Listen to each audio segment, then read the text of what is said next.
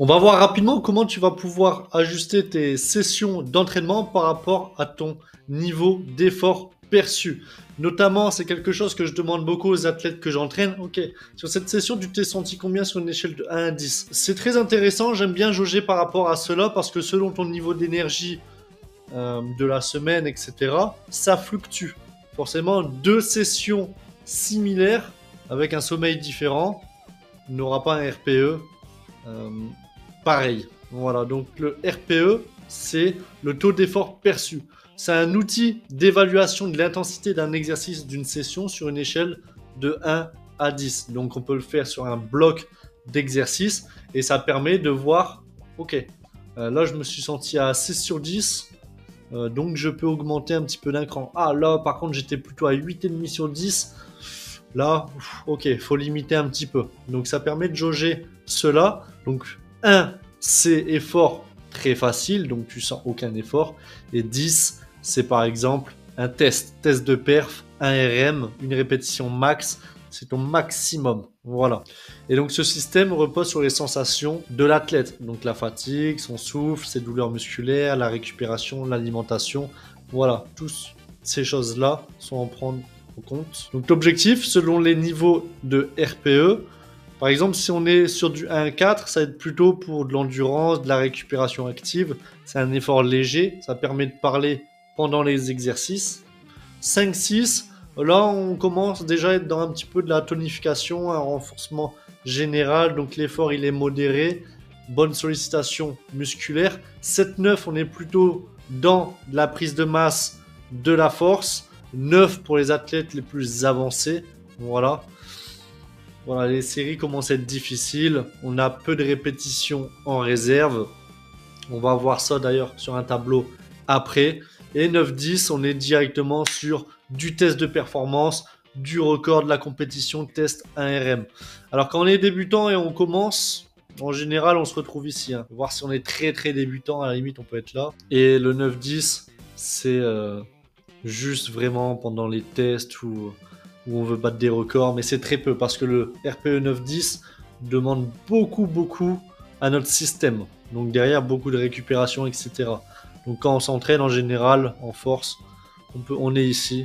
Donc voilà. Et pour des semaines de décharge, on peut même mettre, pourquoi pas, ici des semaines plus cool par exemple. Donc le RPE, ici, on a le RPE et du coup on a le RIR.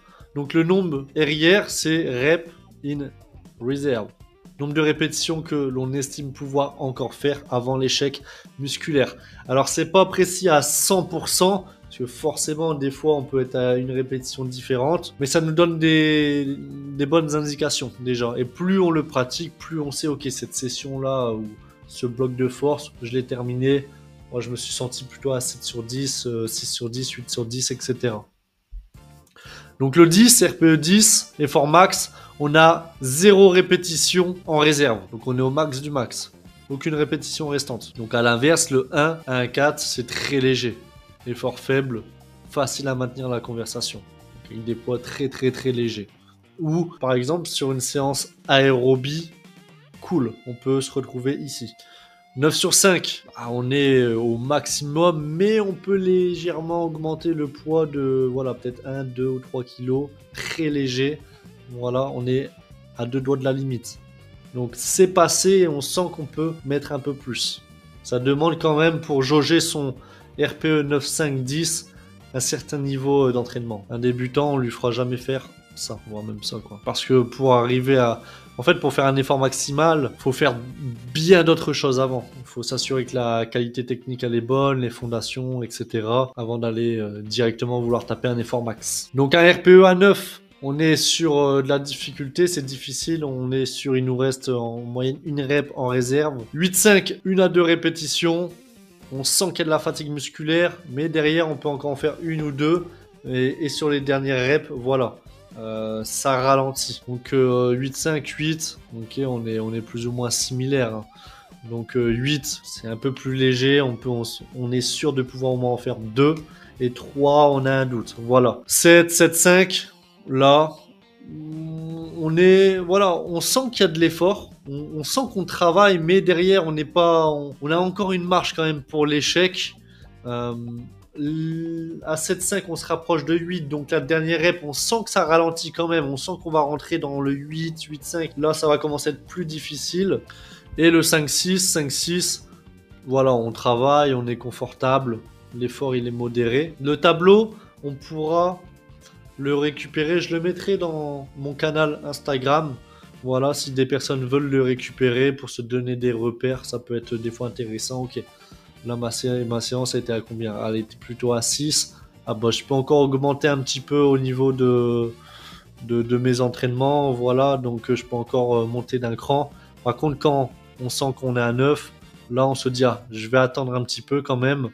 Je vais encore pratiquer pour descendre. Parce que forcément, quand on est à 9, après de la pratique, etc., le 9, après, il va se retrouver en 8. Donc, c'est juste question de temps. Donc, l'avantage du RPE, ça permet vraiment de contrôler l'intensité de l'entraînement, pouvoir se jauger.